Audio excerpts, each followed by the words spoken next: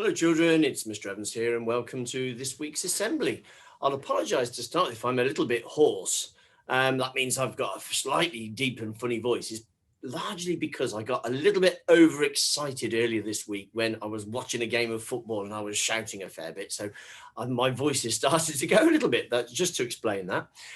This week, my assembly is all about reading. Now, I know we're always saying to you, it's so important to read so many times a week and you should read at home. And I thought, well, maybe we should explain to the children why we think it's so important that you read all of the time. So I'm going to share my screen and I'm going to go through a little PowerPoint with you here, all about why it's so important to read, because it really, really is. So the importance of reading. So why is reading so important, especially for young children? So there's lots of really, really good reasons. Firstly, it develops your vocabulary. That's how many words you know. And the more words you know, the more words that you're exposed to, the higher the chance that you'll do well and achieve well at school. And it doesn't just apply to how well you do well in reading at school. It applies to how well you do it lots of other things at school, like science and history and geography. Because the more you read about things, the more words you get, the better your language, and the more you understand. I'm jumping ahead of myself a little bit here. So we're going to go on to understanding. So as I just said, if you read a lot, it helps you to understand more things going on around you, and you're likely to be more intelligent as a result. So that's a good reason to read a lot in the first place, to be more intelligent. It also helps you to become more creative. The more you read, the more creative and more imaginative you're likely to be. When you read a story, it can take you to a completely different world it could be about princes and princesses or dragons or space or dinosaurs or wherever. And you can then use this information and you learn about the style that the authors use when they're doing their writing, and you can use it in your own work and you become better, creative and imaginative writers. And that makes you feel good about yourself, but it makes you be able to think about other things too and create things. And you have this wonderful imagination if you read a lot. And you can use that in other parts of the curriculum as well, around things like dance or art, because you can imagine the things you've read about. So another thing, the ability to think harder and solve problems. When you're reading, you're always thinking and questioning. Maybe you're wondering what's going to happen next, or if you're reading a thriller, you might be thinking, I wonder who did the crime, or I wonder what's going to happen here. And you start to deepen your understanding, and then you can apply that to other parts of the curriculum, like solving problems, because you can think beyond just the very basic thing put in front of you, because you are more imaginative again. So it helps in all those ways too. Obviously, it also improves your memory. Every time you read a book, you have to remember an awful lot. The setting of the book, the characters, their backgrounds, what's happened in their history, all about their personalities. You have to remember the story itself and so much more. And as your brain learns to remember all this, your memory gets better and you learn to use these memories in other parts of your learning. In other words, you have more knowledge. Look at this picture here. As you can see, I'm just going to see if I can move myself out of the way. I don't know if that's affecting yours or not. But here we are. We've got three men, and look at how many books they've read. And the first man hasn't read much. He can just see what's in front of him. The second man's read a bit, and he can see a little bit more beyond. But the man at the top has got so much more knowledge, and he can see the whole world because he's got so much more to draw upon from all the things he's read about.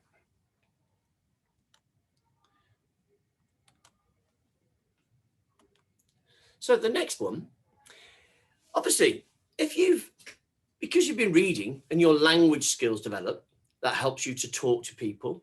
Your understanding has improved. You've become more intelligent, more creative, more imaginative. And because you remember more and able to think harder and solve problems, because you can do all those things, it makes you feel more confident about yourself. Because if you're doing well at something, you generally feel good about yourself. So reading a lot can really help to build your confidence too. So let's see. And that, of course, helps you to socialize. Because if you're confident from reading, it also helps you to take those first steps to talk to someone new. Having the language skills and the vocabulary makes it easier to talk to other people. But also, of course, reading is something you can share with your friends and family, because everybody loves a story. And I know a lot of the children here love to retell the stories they've heard. Reading can also help to broaden your horizons. And you get a glimpse of other cultures and places in the world. You can imagine them in your head when you read about them. It's not always in stories. It could be in non-fiction books when you're learning about things. So you can see other countries, other people. You can see how they lived, things you've never seen or even imagined. It's the perfect way to visit a strange country, but in your mind. The other thing about reading is it helps to improve your focus and concentration. We live in a very busy world now, and there's an awful lot going on. I mean, we're always either answering emails, or we're messaging people, or trying to watch TV or playing a game while doing other things. When you read a book, you can put all your attention on one thing, and the rest of the world just falls away, and you can immerse yourself in every fine detail that you're absorbing. You just lose yourself in a book. And that helps your ability to concentrate and focus on one thing. So it's another benefit of reading. Reading also helps to develop your understanding of your emotions, which is quite hard for a lot of children, especially. Some children find it really difficult to understand why they feel like they do. And books can make you feel happy, sad, angry. They can make you laugh. They can help you to understand how other people are feeling at different parts of the story.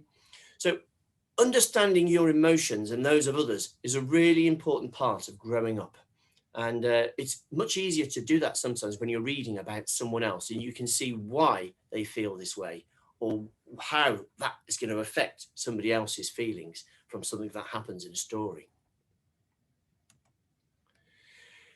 It also develops our mental well-being. We've talked a lot about this recently. And obviously, being resilient helps us to be mentally well, but so do lots of other things that can relax us. And reading is one of those things. And sometimes we might find life difficult. We can feel low, a bit like the grumpy monkey we read about last week.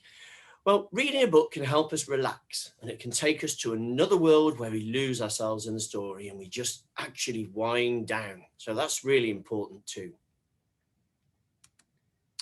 So, as you can see, when I'm saying to you all the time, and your teachers are saying to you all the time, and your parents are probably saying to you all the time, you need to read, you need to practice your reading. It's not because it's just another thing you have to do. It's because of all those wonderful benefits and how it makes you so much cleverer as a person with the more words you know and the more words you're exposed to through books. So I'm not going to go on too long today, because I want you to have the opportunity to have a read. Maybe choose a book, a fiction or a non-fiction book, and have a read for yourself. And actually, I'm going to be a bit quiet now, because I heard behind me some pages turning. And if you look behind me here, you'll notice down here on my desk, look at that. It's Colin the sheep reading his book. I wonder if he'll come and talk to us and see exactly what Colin has been reading. Colin, do you want to come up here a moment? Come up here. That's it. Climb up. Up he comes. Here's Colin. Here we go. Here's Colin.